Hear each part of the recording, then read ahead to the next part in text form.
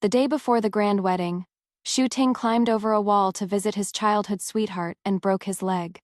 Shu's mother shamelessly came to ask, "Could the wedding be postponed for 3 months?" I said with a smile. "That won't be necessary." On that day, the wedding proceeded as usual, except for the bride's sedan chair. It was carried straight into the Prince Regent's manor. When the news of Shu Ting's injury reached the back courtyard, I was just about to try on my wedding dress. My maternal grandfather had invited 81 embroiderers from Suzhou, symbolizing a long and lasting life for my husband and I. The pattern was a gift from the palace, very festive and beautiful. Hearing the news, my mind went blank. I lifted my skirt and was about to run outside, asking as I went, "How is he?" My freshly done nails, inlaid with gold foil, accidentally scraped against the pearls on the lapel of the wedding dress, and the pearls clattered to the floor, making a crisp sound. "Miss?" The maid who brought the news stamped her foot when she saw she couldn't stop me. "Young Master Shu. He was injured in Miss Song's courtyard." My steps halted. I turned back rather slowly and asked her, "Miss Song?" The maid nodded. It seems it was the Miss Song I knew. Shu Ting's childhood sweetheart, Song Ruyan. Someone from the front courtyard was sent to announce that Shu Ting's mother had come to visit. Shu Ting getting injured from a fall in an unmarried woman's courtyard in the middle of the night. If word of this gets out, I am the one who will be humiliated.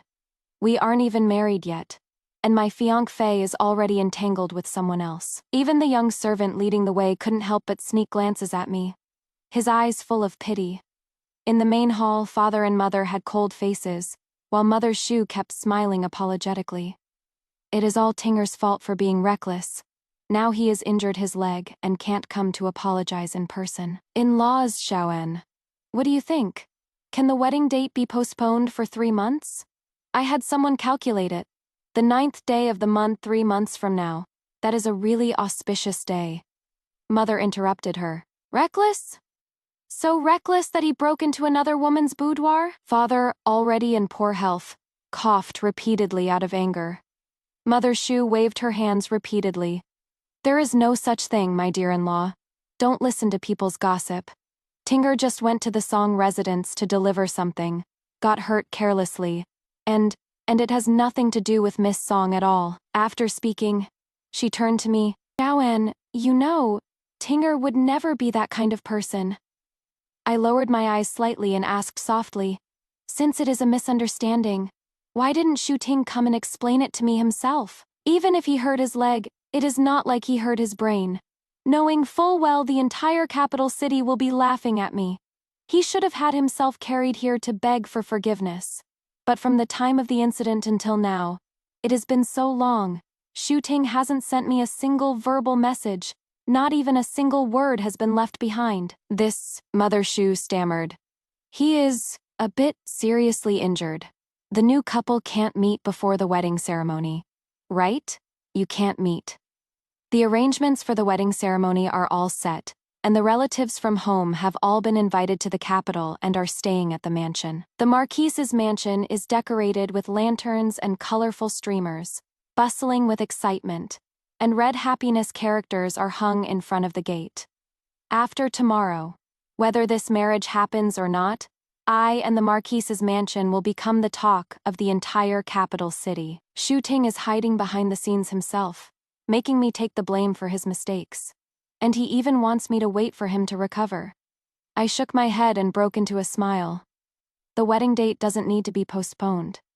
Not only that, Shu Ting doesn't have to come pick up the bride either. Mother Shu left, beaming with joy.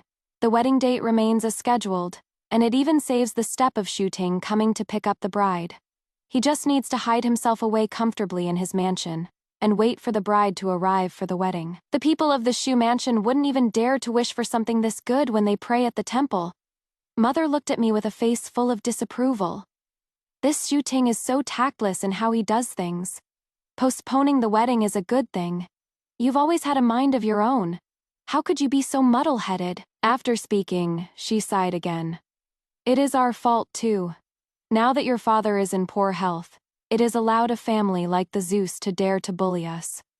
My parents have no sons. Only 2 daughters, my older sister and me. The rear courtyard is harmonious. There have never been any concubines. But for a marquise's mansion this large, with no male heir to inherit the title, the moment my father fell ill, the mansion became a piece of meat for the taking. The nephews from the collateral branches are all eyeing it, wanting to get a slice of the pie. Marrying into the Shu mansion was because our two families knew each other well, and Shu Ting is the youngest son, so we thought he could be a great help in the future. I am afraid that trust was misplaced. I comforted Mother, telling her not to worry, that I had a plan. If Shu Ting truly betrays me, the wedding will go on as planned. The groom, however, can be replaced. The handwriting on the letter was wild, the brushstrokes vigorous and powerful, answering my question in just a few sparse strokes. Shu Ting couldn't come to the marquise's residence to apologize.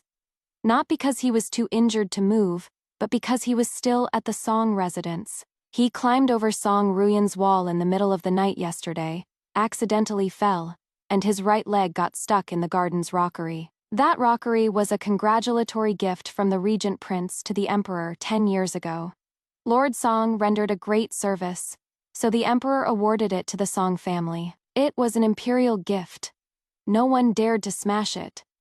So Shu Ting had no choice but to air dry on the rockery, waiting for craftsmen to chisel a hole in the rock to rescue him.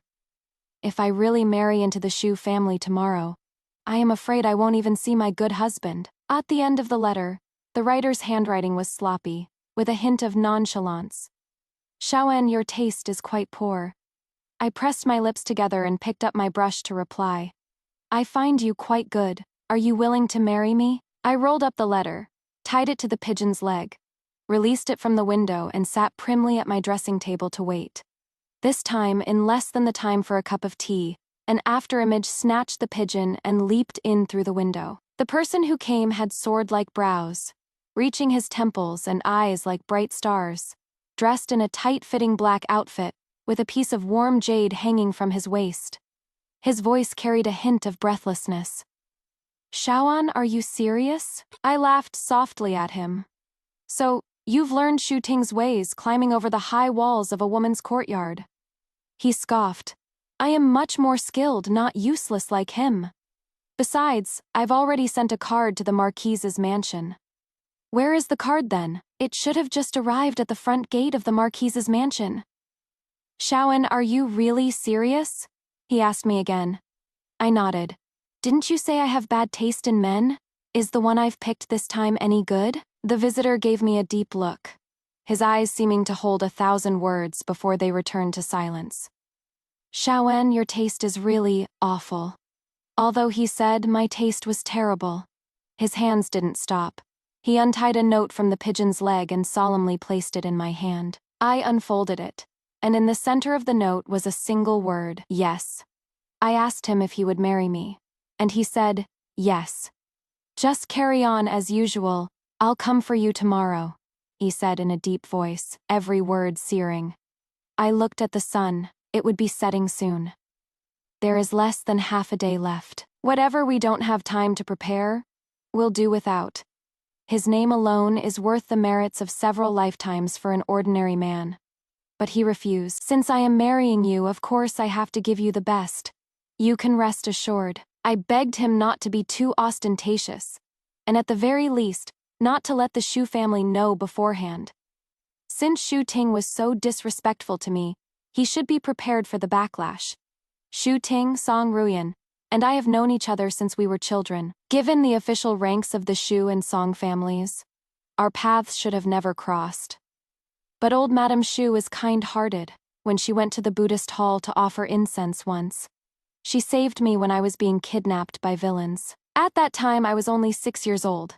The villains were sent by my father's political enemies to assassinate him during a spring outing, and they kidnapped me. The culprit, seriously injured, snuck all the way into the deep mountains and happened to run into old Madame Shu, who was practicing as a laywoman. Afterwards, my parents thanked the Shu family profusely. Since old Madame Shu was someone detached from worldly affairs, they returned the favor to the Shu family household instead. Father Shu was promoted and rose in rank with my father's help, and Shu Ting, who was around my age, became my playmate. Song Ruyan was Shu Ting's cousin. She had been living with the Shu family since she was a child, and was Shu Ting's little tag-along after. Some back and forth, we also had some interactions. Shu Ting in front of me was always like a clear breeze and a bright moon, in a moon-white long gown, with a gentle smile. That he was fond of me was an open secret between our two families. Unlike my older sister who was virtuous and gentle, well-read and reasonable, I've been the family's naughty monkey since I was little. In front of others, I'd speak softly and whisper. Behind their backs, I'd climb walls and trees, loving to play around the most. Every time I got into trouble, Shu Ting would stand in front of me, holding up a tender little face. "Uncle, I did it. Don't blame Shaoan." The older brothers and sisters teased, asking him if little Shu Ting liked Shaoan otherwise. Why was he like someone protecting their own eyeballs, wishing he could hold her in his arms at all times?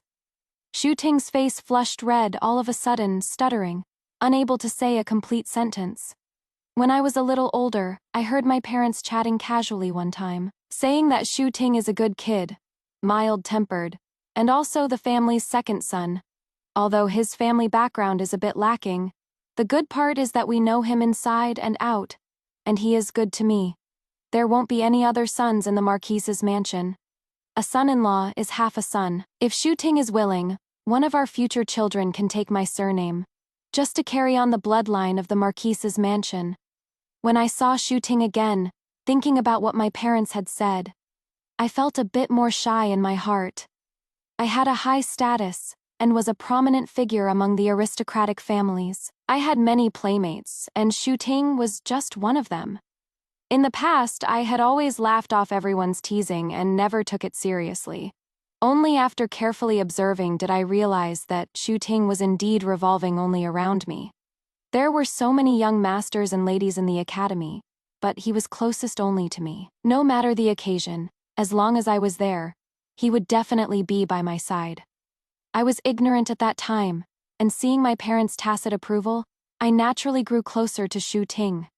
If it weren't for the urgent military situation, and my father's deteriorating health, and that I had to accompany him to the northern frontier battlefield, Shu Ting and I probably would have been engaged around the year of my coming-of-age ceremony. That person and I, we met in the northern frontier. A single long saber that made tens of thousands of enemy troops terrified out of their wits by his reputation alone. Even a wild monkey like me wouldn't dare to be the slightest bit out of line in front of that person. Many times, he strode past me like a shooting star, kicking up gusts of wind, and I, like the other soldiers, only dared to lower my head, not daring to gaze in admiration until after he was long gone. He is a god of war on the battlefield, saving countless civilians.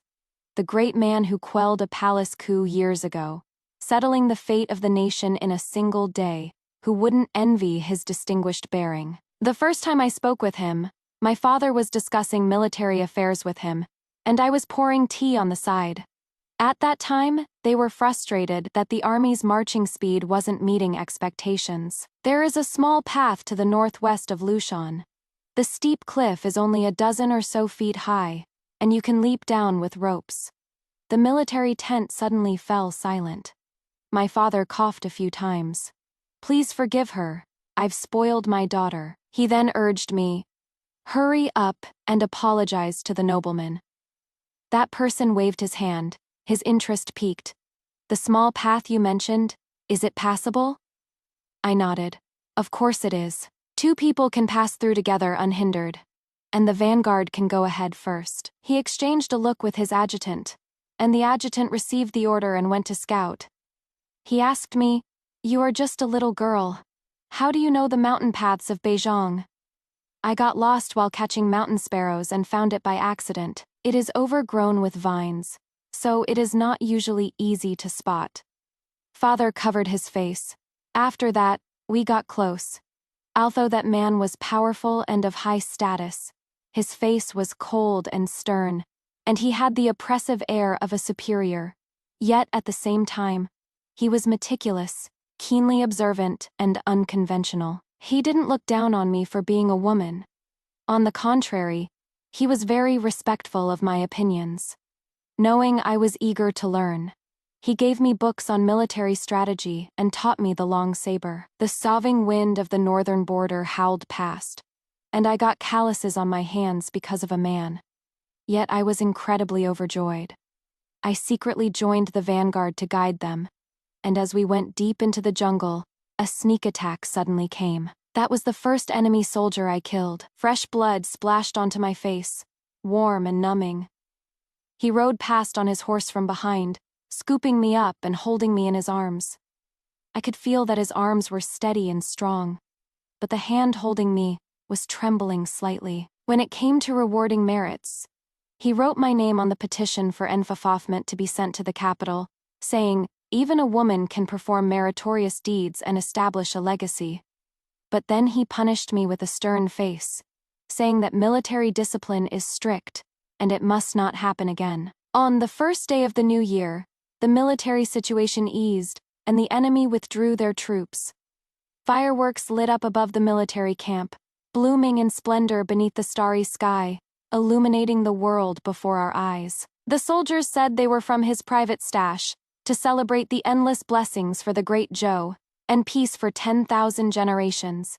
He gave me a short knife. "It is inconvenient for a woman to use a long knife. This is for you."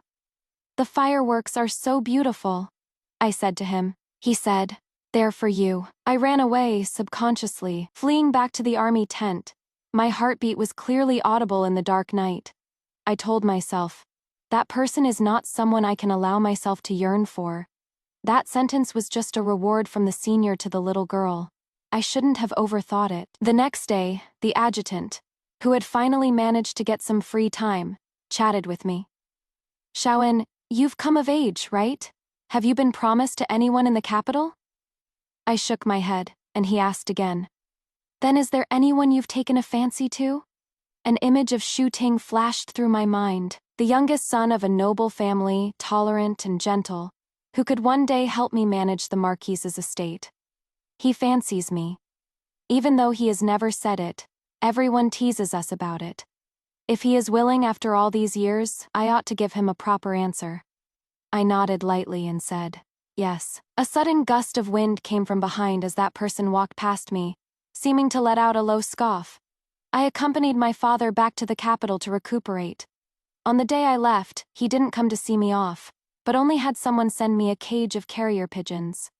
A short note was tied to the leg of the largest one. It said that if I ever ran into trouble I couldn't solve, I could release a carrier pigeon, and they would find their way to him. After I returned to the capital, the Shu family came to propose marriage. My father tentatively asked if he would be willing to manage the Marquise's estate with me in the future. Shu Ting immediately drew up a written pledge on the spot, saying he was willing to be filial to my parents alongside me, and that our first son would take my surname, to be raised as an heir to the Marquise's house. My parents were very satisfied and agreed to the marriage. I kept the pigeons in the backyard and the note at the bottom of my chest, never once setting one free. One should honor their promises. Since I was promised to Shu Ting, I would not be of two minds. But it was also after returning to the capital that Song Ru Yan, who had once been quiet and unassuming, began to appear frequently in our lives. To be precise, she appeared in Shu Ting's life. Song Ruyan was fostered by the Shu family since childhood. She had a timid disposition. I met her a few times when we were young, and she always hid behind Shu Ting, not daring to speak to me. Later, Shu Ting stopped bringing her, saying his cousin didn't like to go out or meet people. I even complained to him, saying the little girl was so quiet and gentle, why not bring her out more often? What is the fun of being cooped up in her room all alone? Shu Ting just smiled, saying that Song Ruyan was different from me, and that I shouldn't worry about her. But the Song Ruyan I saw after returning to the capital was not the person Shu Ting had described. The next time I saw her was at a poetry gathering in the capital. Song Ruyan was wearing a green dress. Her smile was bright, and she spoke with great eloquence. Although Shu Ting was standing next to me, his eyes were glued to Song Ruyan. He asked him calmly, "Your cousin seems very different from before." Shu Ting was stunned for a moment, then immediately turned to look at me, his eyes full of deep affection. No matter what she is like, she can't compare to Shaoen in the slightest. I hadn't intended to compare myself to her in the first place. For some reason, Shu Ting's show of affection made me a bit uncomfortable. I suppressed it and didn't say anything, just told myself I was overthinking things. My father's health was getting worse and worse. On the other hand, old Master Shu gained the appreciation of a noble patron and rose rapidly through the ranks. One day at the shop, I ran into Song Ruyan. The maid beside her was chattering away. "Once you are married into the family, miss, the children you bear will be named Shu, and the young master's whole heart will have to be with you." Song Ruyan scolded her for spouting nonsense, and the two of them hurried away. I sent someone to investigate, and the servant reported back that the Shu family really did have the intention of taking a concubine for Shu Ting.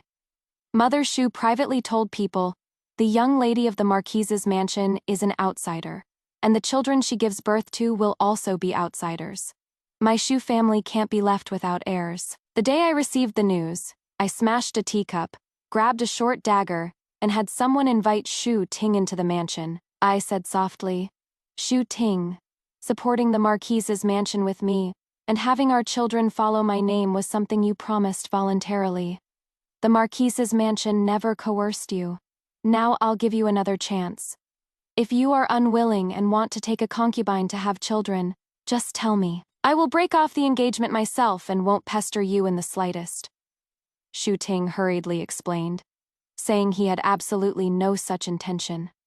I continued.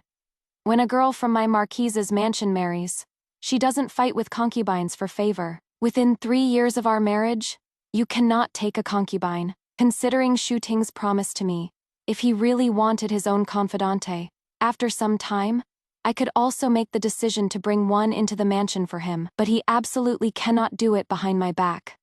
"Shaoan, you are overthinking things.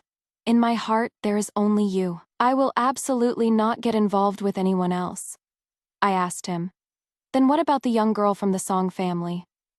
Shu Ting's expression didn't change. Ruyan grew up in the Shu mansion since she was a child, so it is inevitable she has some affection for me. I've already made it clear to her and told her to give up on these feelings. I was marrying Shu Ting, and we would establish our own separate household in the future. He was so decisive, so I believed him. I'd rather trust a dog. Tomorrow is the joyous day. The Marquise's manor is lit all night long, and the courtyard is filled with red lanterns. I was just getting ready for bed when a maid came to report that someone wanted to see me. What kind of day is it today for so many things to be happening? The person came knocking on the back door of the Marquise's residence, wearing a face-covering hood. She came forward, and only after seeing that there was no one around except my personal maid did she lift her hood. It was actually Song Ruyan. She looked anxious, and couldn't be bothered with pleasantries, asking me the moment we met, "Hurry and cancel the grand wedding. You can't marry Shu Ting. He is still hanging from the rockery at my place." My maid and I exchanged a glance, both seeing the confusion in the other's eyes. I asked her in a drawn-out voice, "Shu Ting and I have a marriage contract. Even if you want to marry him, you shouldn't be so impatient. Aren't you afraid that I'll detain you?" Song Ruyan frowned, her face full of disdain. "Who said I want to marry him?" She went on to say, "It was Shu Ting who came to climb my wall. He wants me to be his mistress, bear him a son, and said that once there is an heir, he'll make me his official wife. He must be dreaming. Why should I be his concubine?" I hesitated and asked, "Since you don't want to marry him, why did you come to stop me in the middle of the night?" Song Ruyan's eyes widened. "To give you a hand. Shu Ting went and got himself hung up on my family's rockery, and you still won't call off the engagement. So I had to risk coming to persuade you myself." "The rockery? Was that your doing?" Song Ruyan pretended not to hear and touched her nose. "Miss Yu, Shu Ting is not a good match. I once heard him and his mother scheming, telling Shu Ting to pretend he is madly in love with you and everything, so he can marry you, the Marquise's daughter, and take over your heirless family. Ever heard of reclaiming the lineage in the 3rd generation? Your son takes the surname Yu, and once Shu Ting has control of the Marquise's manor, your son inherits the title. Then, they'll have your son's son change his surname back to Shu. And just like that, your Marquise's manor becomes the Shu family's." The maid beside me gasped and exclaimed, "How vicious!" I asked her. "Aren't you afraid of the Shu family's retaliation for acting like this? If he insists on taking you into his residence, how will you escape?" Song Ruian gave a cunning smile. "That is why I've come to cling to the Marquise's mansion. I help you see Shu Ting's true colors in exchange for you saving my life. Not a bad deal, right?" So I smiled too. This Song Ruian is an interesting person. No wonder everyone said she was like the bright, clear moon after she returned to the capital. "Thanks," I said to her. "Grandpa Joe, my maternal grandfather, has been enjoying the scenery in the suburbs of the capital recently. He told me he wants to take on a female student. I'll write you a letter.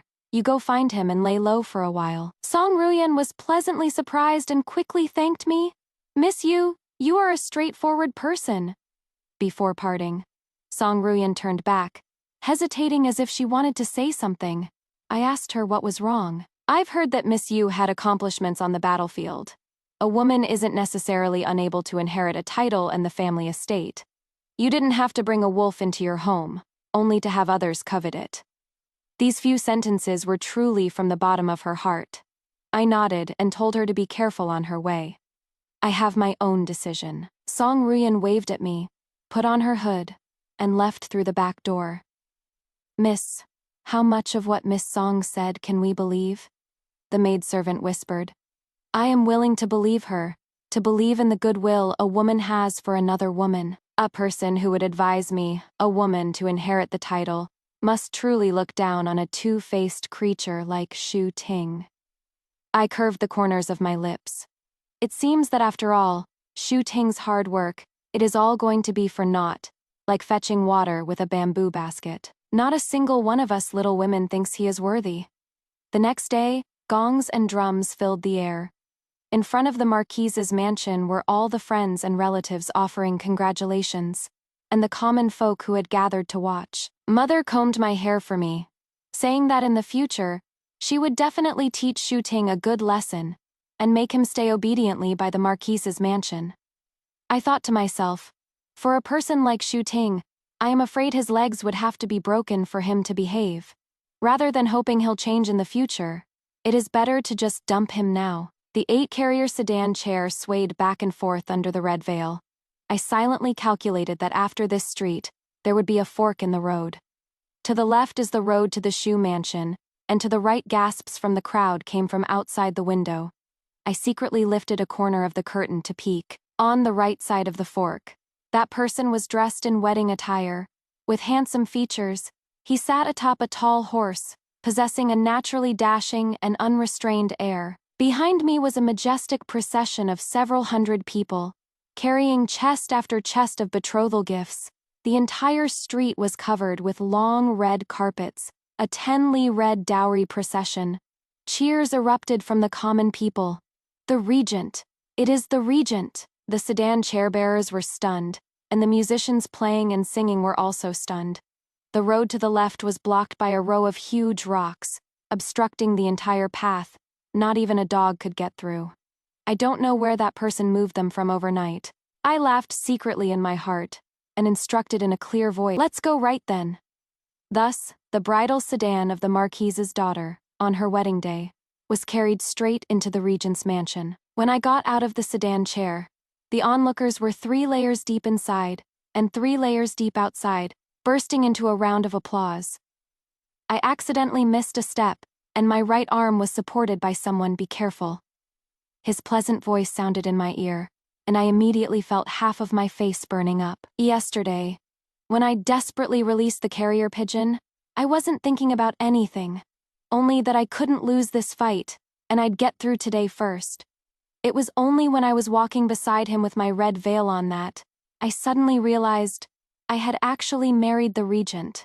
It wasn't until the wedding ceremony that I learned that the Emperor had also come. The young Emperor was just over 10 years old, an age where he was curious about everything.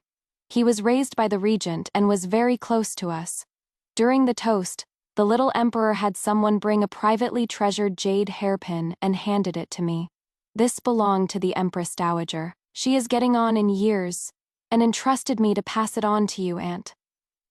The Prince Regent and the late Emperor are full-blooded brothers. He is the Empress Dowager Grand's youngest son, the Emperor's own royal uncle. For this marriage, filled with distinguished guests, it was already not easy to get the prince's mansion ready overnight. Yet the Prince Regent actually reported to the Emperor and the Empress Dowager Grand overnight, asking them both to stand up for me. Now that the Emperor is personally presiding over the wedding, and the Empress Dowager Grand has bestowed congratulatory gifts, no one under heaven dares to criticize me for any wrongdoing.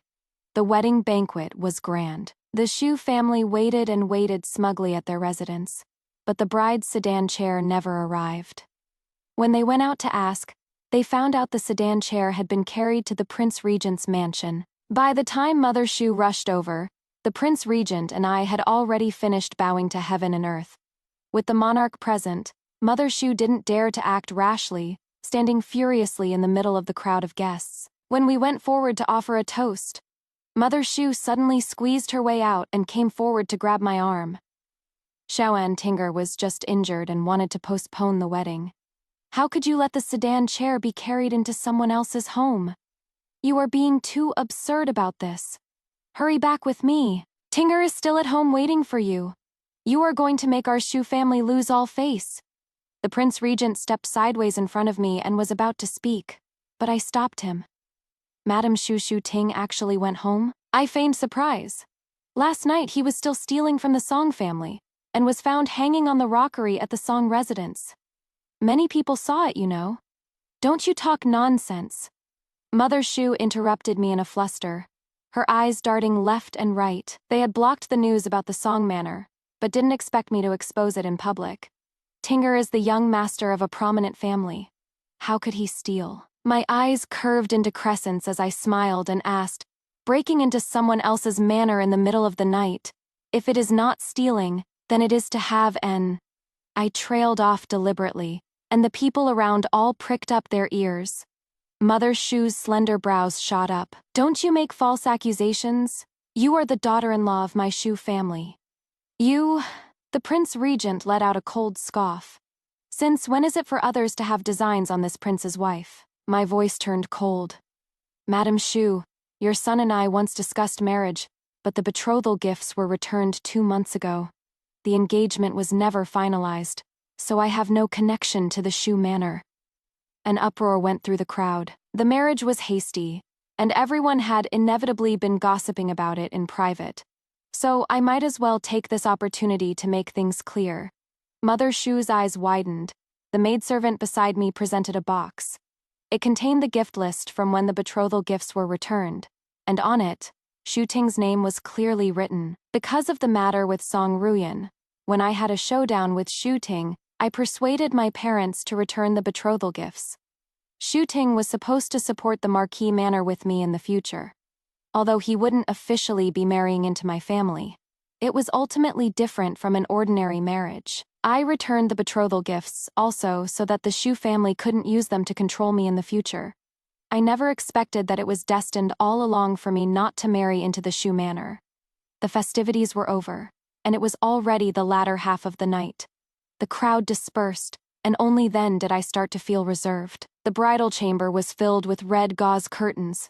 The flames on the dragon and phoenix candlestick flickered slightly, and that person's figure changing his outer robe was indistinct. Xiaoan, come here. I sat still, watching him warily. After a while, he laughed helplessly. Come here and let me take off your pearl hairpins. You don't want to sleep with this whole head of them, do you? I dawdled over to the dressing table and sat down, and he began to remove the phoenix hairpin for me. Me face was reflected in the bronze mirror, along with the man's slender waist swaying within his outer robe. What are you looking at? Nothing. My eyes darted about. Your Highness. I pursed my lips. Where are you sleeping? He took off one earring, placed it unhurriedly on the dressing table, and said in a soft voice, Don't you know my name? I fell silent, then called out in a low voice, Chu Heng, putting on an act. He patted my shoulder, telling me to turn my other ear to him. On the front lines of the northern border battlefield, when he tucked me under his arm and forcibly carried me back through the crowd, I had grimaced, disrespectfully shouting his name, Chu Heng, over and over. Chu Heng, put me down. Chu Heng, what right do you have to stop me from going to the battlefield? Chu Heng. The story was approaching its final chapter, and only then did the male protagonist finally have a name. With the pearl hairpins removed, Chu Heng stroked my long hair, then turned and walked to the soft couch on the side. Go to sleep. The dragon and phoenix candles burned all night, the light and shadows flickering. I tossed and turned, unable to sleep, and called him softly. Chu Heng, what is it? Oh, you are not asleep. Why did you say I have bad judgment? I turned over to face Chu Heng on the soft couch.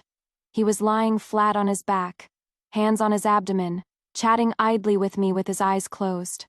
Hearing this, he chuckled softly. If you weren't afraid of me, you wouldn't have run away in Beijing. This time, it was my turn to be silent. The Prince Regent's achievements were extraordinary, but he wasn't someone an ordinary girl would dare to aspire to marry. In my parents' hearts, the ideal son-in-law was a gentle young master with a mild temperament, a mid-level official post, who would prioritize me in everything. Chu Heng was ruthless and decisive, court politics were treacherous, and he was second only to one and above all others. For a person like him, the rest of his life would either be magnificent and stormy, or full of hardship and displacement. But there was one thing father got wrong. Those with gentle temperaments were often very calculating, and putting me first in everything was just a means to gain the trust of the Marquise's mansion. Vague and illusory promises were truly untrustworthy. Chu Heng, thank you. I paused for a moment, and decided it was best to make things clear with him first. A wife follows her husband. That is just the way of the world. In old-fashioned families, they even count the days for your annual visits back to your maiden home. The Marquise's mansion has no, as for 100 years later, if there is a promising child from the collateral branches, we can proceed with the adoption then. The Regent's family is large, and his enterprise is great. I suppose he wouldn't care for the measly assets of the Marquise's estate, and he won't be like Shu Ting scheming to take it all for himself, which saves me the trouble of being on guard. Chu Heng replied nonchalantly.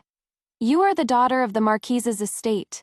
It is only right for you to manage household affairs and visit your parents. Stay back for as long as you want. There aren't many people in the prince's mansion. My mother is in the palace, so there aren't many things to worry about on a daily basis. You don't have to worry, he continued. Xiaoan, rest assured. Only then did I fall into a deep sleep. The next time I saw Shu Ting was during the bridal homecoming visit on the second day. Chu Heng held my hand, in high spirits as he bowed to father and mother. Father hurried to help him up, while mother was still in a daze, a matriarch of an aristocratic family for decades. She stood at the door not knowing where to put her hands. While father and Chu Heng were exchanging pleasantries, mother quietly pulled me aside. What on earth happened? The bridal sedan actually ended up at the Regent's mansion. I was worried sick. Comforted mother, isn't this very good? Could the Regent possibly be worse than that man hanging from the rockery? Mother lovingly stroked my head. Of course it is good. Mother is just worried. The Regent is imposing, and you have a stubborn personality.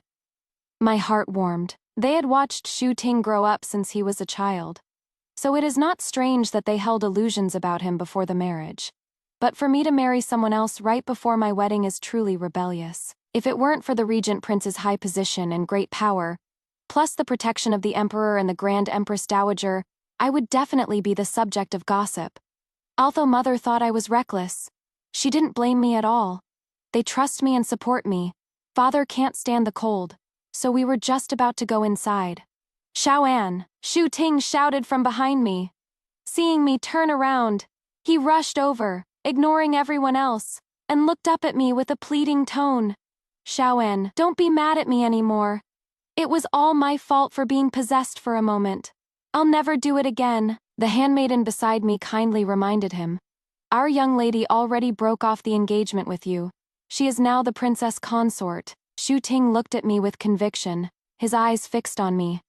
You can fool my mother, but you can't fool me. You and the Regent Prince have no matchmaker and no betrothal gifts, so this wedding feast doesn't count. Chu Heng grabbed my hand, and his voice came from behind me. Who said there was no matchmaker and no betrothal gifts? The Prince's Manor's betrothal goose, gift list, and marriage documents are all here. Do you want to come and inspect them? A sharp-witted young servant brought up a tray. In disbelief, Shu Ting went forward to look through them. I quietly asked Chu Heng, "When did you prepare these?" He lowered his head slightly. "A year ago." Seeing me stunned, he added, "They were delivered the day before yesterday. Didn't I tell you? I had a formal calling card. I wasn't a thief who broke into the manor." So it turns out on the day he received the letter and rushed to see me, he had already prepared everything. Shu Ting looked at the signatures on the marriage contract and the betrothal gift list with trembling hands. "This is the day I got injured?" I said mockingly. "Yeah, the day you went to climb someone else's wall and fell off.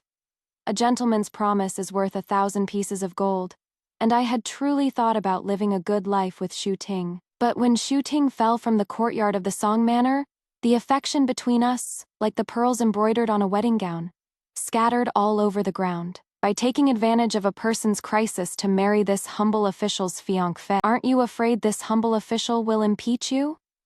Chu Heng was calm and composed, replying with a smile. "This prince is waiting." Shu Ting clenched his fists, his eyes filled with regret. "Shaoan," since he appeared. I haven't said a single harsh word, so Shu Ting might still be harboring the illusion that I can't let him go. After all, we had known each other for many years and were what everyone called childhood sweethearts. I sighed and took a step forward. "Shu Ting, we've known each other for many years, and I have never done you any wrong. Marriage is a matter of mutual consent, and I repeatedly confirmed with you whether you wanted to be together. You could have refused, and my Marquis Manor, and I, Yu Shaoan, would absolutely not have had any objection. You coveted the power and status of the Marquis Manor, yet you wanted to find other women behind my back, deceiving everyone. With character like that, I look down on you, and I will have nothing more to do with you." Shu Ting did not dare to impeach the regent in the imperial court. On the contrary, some people are spreading the rumor that Shu Ting has a penchant for stealing, that he can't control his hands and feet, and wanted to steal the imperially bestowed rockery stone from the Song residence. Others are spreading the rumor that Shu Ting is gentle and refined like jade in public, but behind the scenes, he is a molester. He snuck into the Song residence to commit indecent acts, but luckily, the high walls of the Song residence were covered in thick moss. He accidentally slipped and fell, ending up hanging on the rockery. Regardless of which one it is, Shu Ting's second half of his life will probably be inseparable from the rockery. Song Ruyan hid away at my maternal grandparents' place to study, happy to have some peace and quiet. I sent someone to ask if Shu Ting's family would make things difficult for her because of his embarrassing incident at the Song residence. She wrote back to me, "Although Lord Song is a minor official, he has a lot of integrity that day. He nearly whipped Shu Ting right off the rockery." It turns out that letting Song Ruyan be a concubine was just the Shu family's wishful thinking. It is just that this Song Ruyan is rather strange, calling her own father Lord Song, and her temperament is also vastly different from before. My father fell gravely ill, and I rushed back to the residence overnight to attend to him by his side. Taking advantage of Chu Heng's inspection tour in Zhongyan, Shu Ting secretly came to knock on the door. "Shaoan." He looked at me with a dejected expression. Now that his reputation is bad, the Shu family wants to arrange another marriage for him, but no young lady from any respectable family is willing to have a son-in-law who climbs over walls. And those who want to climb the social ladder of the Shu family, Mother Shu looks down on all of them. I was watched over by my uncle since I was young. I came to visit him. That won't be necessary. Father doesn't want to see you. Shu Ting clutched the letter in his hand. "Shaoan, I know my accomplishments are not as outstanding as the regent's, but for a woman like you, wanting a husband to stay with you in the Marquis's manor, the regent is absolutely not an option. This is the letter of promise I wrote to Uncle Yu back then. I am willing to marry into the Marquis's manor, to serve your parents with you in the future, and no matter how many children we have, they will all take the surname Yu. Okay, I frowned. Are you insane to actually dare to steal the regent's woman? Shu Ting looked pleadingly. The regent is an upright and honorable man. If you are unwilling, he definitely won't force you, and he won't make things difficult for me. Besides, I truly adore you, Shaoan. After all these years, loving you has become my habit. The Marquise is gravely ill, and the Marquise's manor needs a son-in-law who can support the family. I am willing to marry into your family. I'd even take your surname. After years of pretense and deception, Shu Ting had invested far too much time and energy in me, so much that he couldn't bear it if I were to suddenly marry someone else, causing their whole scheme to fall apart. To actually come here and act all crazy at me. Just as I was about to kick this jinx out, Chu Heng's adjutant knocked on the door. He touched his nose. This big guy who used to shoot the breeze with me in the northern frontier had suddenly become my husband's subordinate, and he probably wasn't quite used to it yet. His Highness instructed me before he left that if some piece of trash comes to the door trying to steal his wife, I am to show him this. He handed me a letter. It is the name His Highness chose for the young master. My face flushed. This guy, nothing's even set in stone yet, and he has already thought of a name for the child. The letter unfolded, and both Shu Ting and I were stunned. Shu Ting took a step back, murmuring, "How can this be possible?" The handwriting on the letter was clear and legible. Chu Heng's writing was always wild, but these 3 characters were written neatly and properly. Yu Cheng Tao. Cheng is the generational character for the next generation of the Marquise's household. He actually gave his own child a name that follows the Marquise's household's tradition. The royal bloodline cannot be mixed. If one's birth is not entered into the royal family's genealogy, changing it later would be harder than hard. A wish like Shu Ting's to have his family reintegrated after 3 generations is almost impossible. The image of a nonchalant Shu Heng immediately appeared in my mind. If he were here now, he would surely chuckle, pat my head, and say, "It is no big deal. Call him whatever you want." Shu Ting looked dazed, as if he had gone mad, constantly muttering impossible. I had him thrown out. From now on, the gates of the Marquise's household are forbidden to the Shu family. Turning back into the room, I placed the letter in my father's hands. I thought for a moment, and decided to give Dad something to look forward to. Dad, Chu Heng and I are having a child. We've even picked a name. He is called Yu Cheng Tao. Perhaps it is because happy occasions lift the spirits, but my father's illness actually started to get better. When spring came and the flowers bloomed, Chu Heng returned to the capital with the miracle doctor he found in Jiangnan.